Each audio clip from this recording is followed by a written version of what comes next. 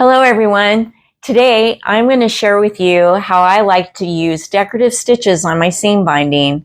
I've got tips and tricks that will help you out, and I'm going to share with you 2 foundational stitches that you'll be able to build on to do more decorative things in the future.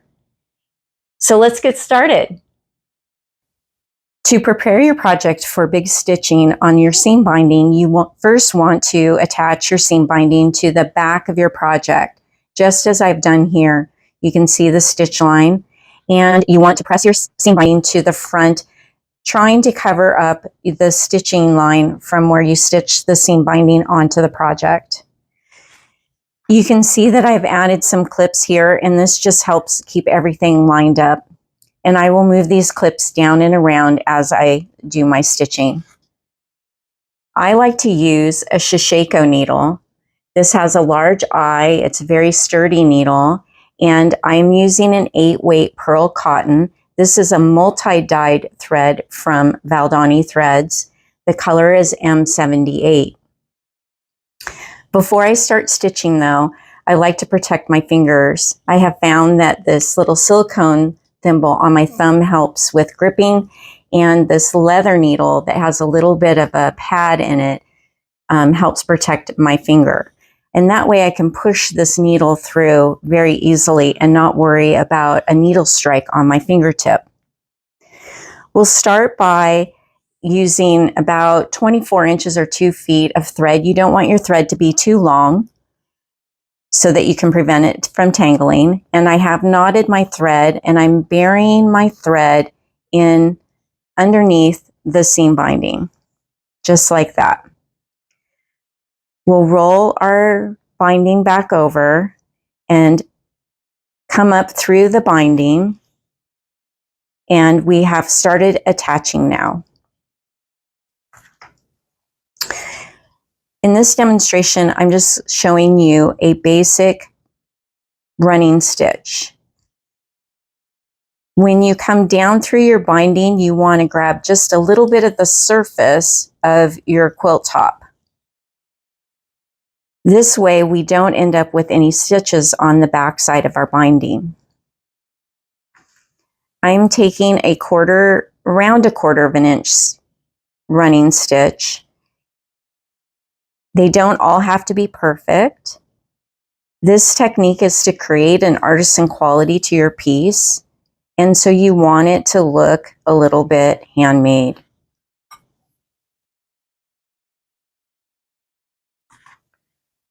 We'll work down until we get to the end in the same fashion, and I will show you how we turn the corner.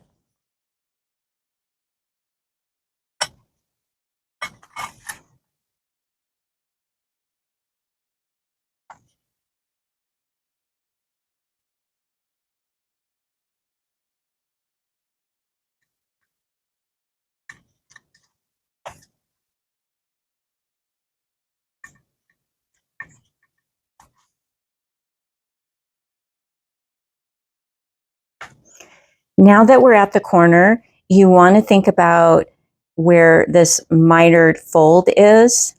And so I'm going to take another quarter of an inch stitch, and I'm going to fold back that mitered fold and come up through the binding that will be lying underneath of it. And we want to come up right where that fold is going to be. We get everything aligned back down, and now we will catch the edge of that fold, and that way it will keep that fold all lined up, that mitered corner. Now we're ready to turn, pushing back our seam binding so everything is lined up, and take another quarter of an inch stitch. And you can see how nice and crisp that turn is. We'll continue in this fashion until we run out of thread, and then I'll show you how I start a new thread.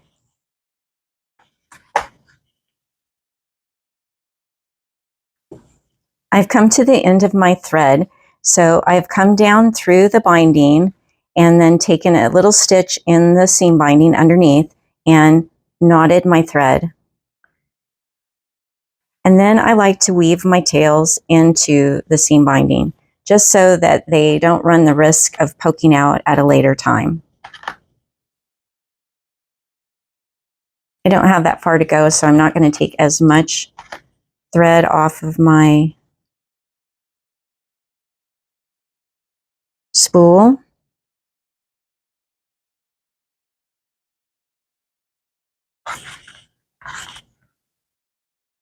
I'm going to bury the tail of my knotted thread underneath in the seam binding, like so. Fold the binding back over, and now we're just coming up through just the binding layer.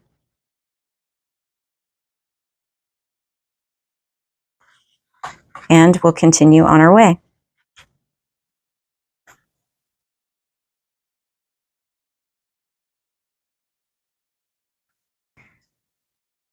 Now that we are coming to the end of our project here, we're going to approach the corner just like we did before. I'll show you how I'm going to tie this off.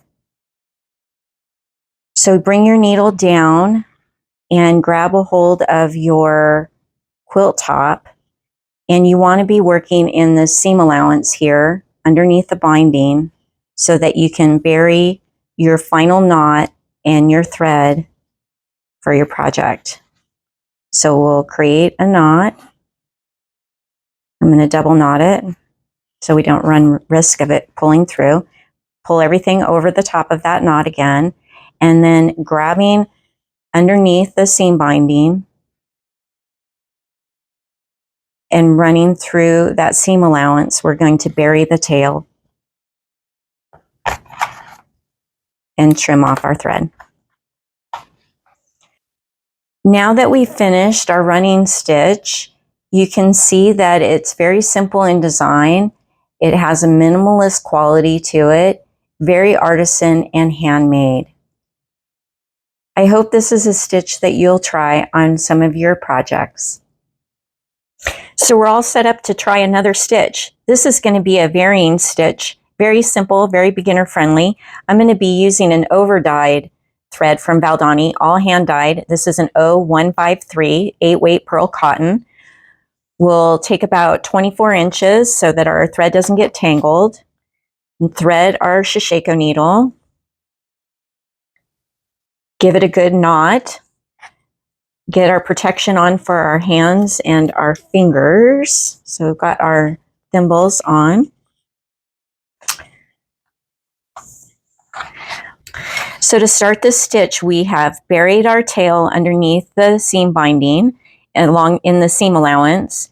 We're going to pull our thread over to the side, and we want to be outside of the attached seam line for the seam binding. And we're going to take 1/4 inch stitch. You want to check on the back side that your needle or any of the thread isn't showing through. We do run the risk when we're doing this that we might show through. Then we're going to draw our thread over, holding it with our left thumb, and take another 1/4 inch stitch. We want to grab a hold of the quilt top a little bit, and we're going to vary the heights of these stitches. So now we're back over here on the other side of the stitch line, checking to make sure that we didn't catch the back. And now we'll maybe go up a little bit. If we pull the thread over, we can see how straight we are. I find that if I don't do that, then my stitches start to get a little angle to them, and that's really okay. It's not that big of a deal, but consistency is always good. So we just continue to do 1/4 inch.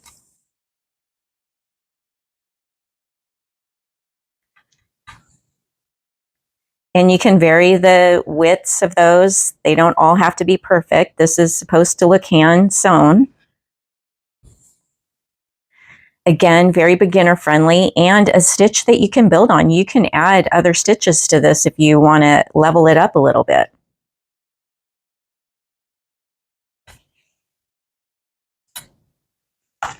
The free motion design that I have on this sample, I did using a variegated 35 weight thread from Valdani, all hand dyed. They do have machine thread. And I thought that this 153 really complemented the stitching that I had done on the sample. So we'll continue around. I'll show you what I do when I get to the corner. Now we've come to our corner, and you can see how nice those stitches look and how the variation of the hand-dyed thread really is terrific on this piece. So we'll bring our thread over, holding it down.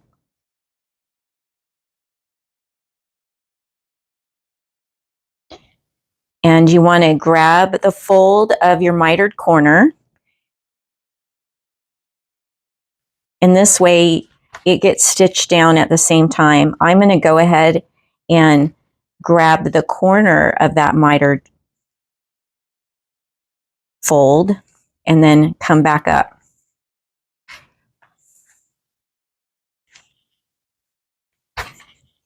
Just like that.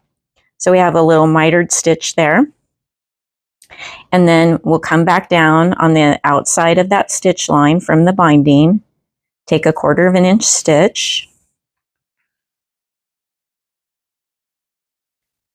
and continue around.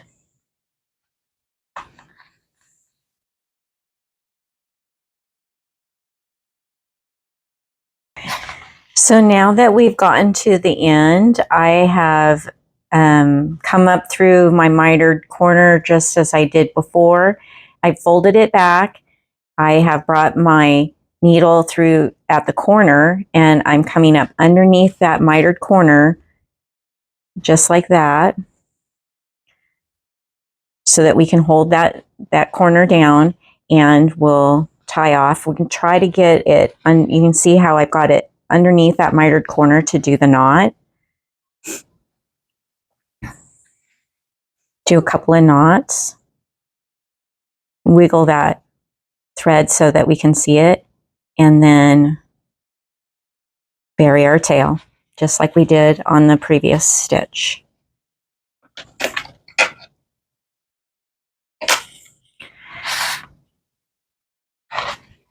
So now we have finished this varying stitch.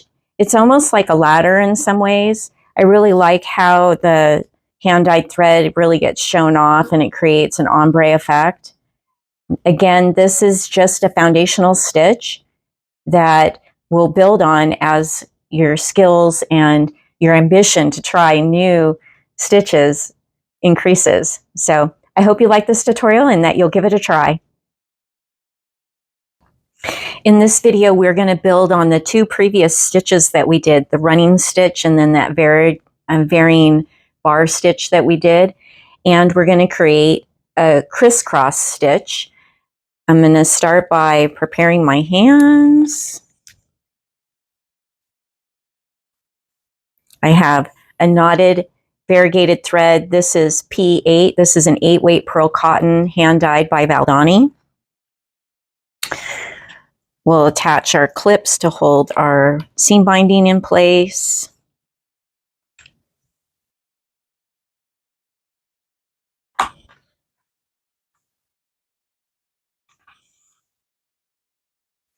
We'll start by burying our thread in the seam allowance underneath the seam binding, and we want to come up probably almost like a 1/2 inch off of the corner here, making sure that our seam binding is going to cover up our stitches.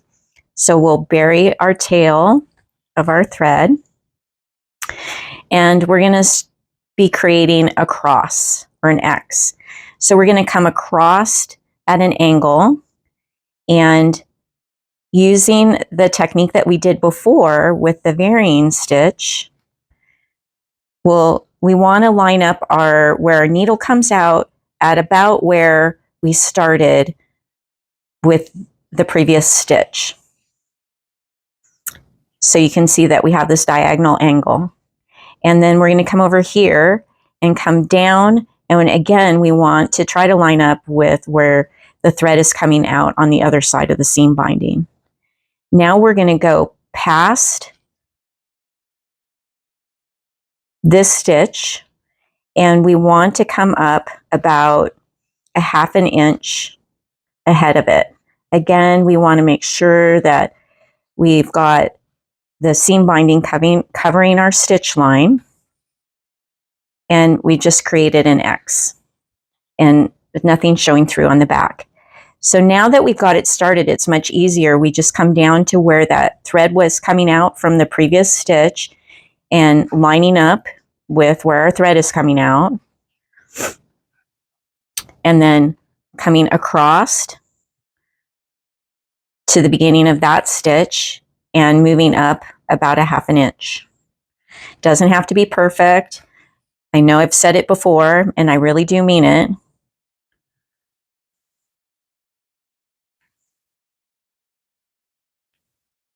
I like this stitch a lot, and stick with me to the end, because once I completed doing these X's, I have a little additional jewel that we're going to add to this stitch. So continue to work in this fashion, and you can really see how the thread is coming to life with its variegation.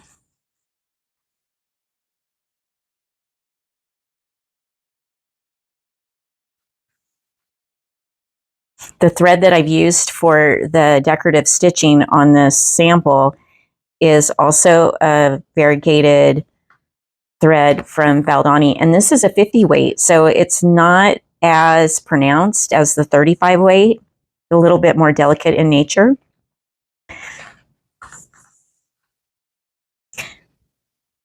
Move our clip down.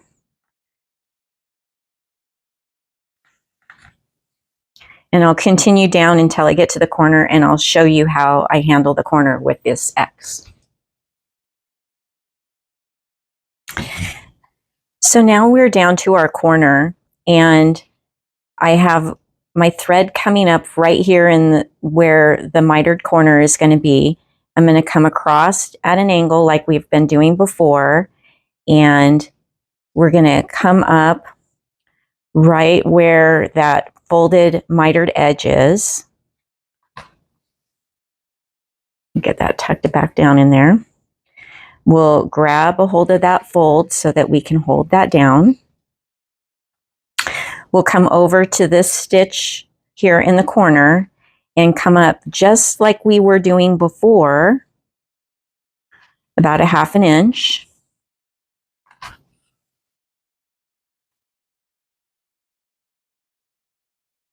We'll hold that mitered corner down, and then we'll just come right back across.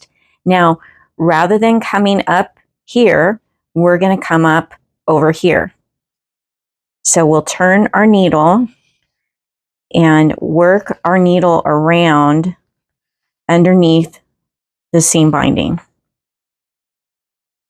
So it'll set us up for going back down the other side of the seam binding. And now we can come across. We're going to come back into that corner one last time, and our needle's going to come up parallel to the thread. And now we're back on track again, just like we were doing before. We'll come up about a 1/2 inch past our previous stitch, and we'll proceed down the seam binding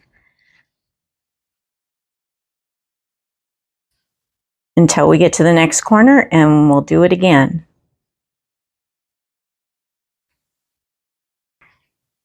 So now we have worked all the way around, and we'll finish in the same manner that we do when we're turning the corner.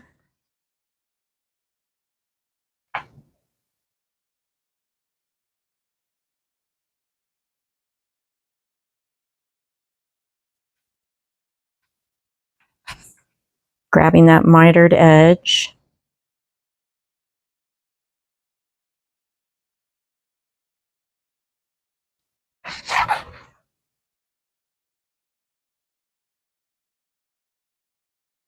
Try not to grab the fold of the seam binding so that you can bury your knot easily, because it is pretty tight there, and you want to be able to hide your thread. So working your needle underneath the top of the seam binding and pull your threads underneath and clip. So you can see in this piece how we have built on the 2 stitches that I showed you previously. But now, what if we wanted to add another color to it? And I was thinking about using this Valdani. This is the part of their tweed collection, and this is the shade is 23. And it's 2 different shades of threads that have been spun together. This is a 12 weight. And I thought it would be really cool to add a running stitch to this crisscross stitch that we've done. So we'll knot that off. Wiggling our needle, we don't want to grab the seam binding. And you can see how I have brought my needle up just next to the X on one side. And we'll draw our knot through. And now we're going to go over the top of the X and then under that opening, and then bring our needle up on the other side of the next X, or crisscross. And this is just going to give it a little something extra. And basically we're building on that running stitch that we did previously by creating this little bar tack for where the 2 threads intersect on the crisscross.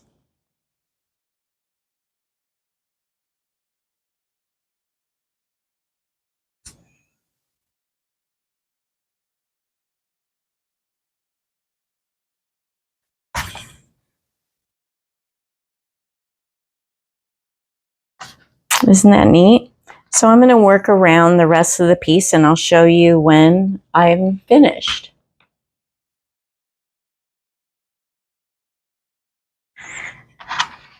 So now I have finished those little bar tacks that I've created using a running stitch on the crisscrosses, and now it's time to bury the thread like we've done before. And doesn't that just look terrific? I love this subtleness to it. It almost feels woven.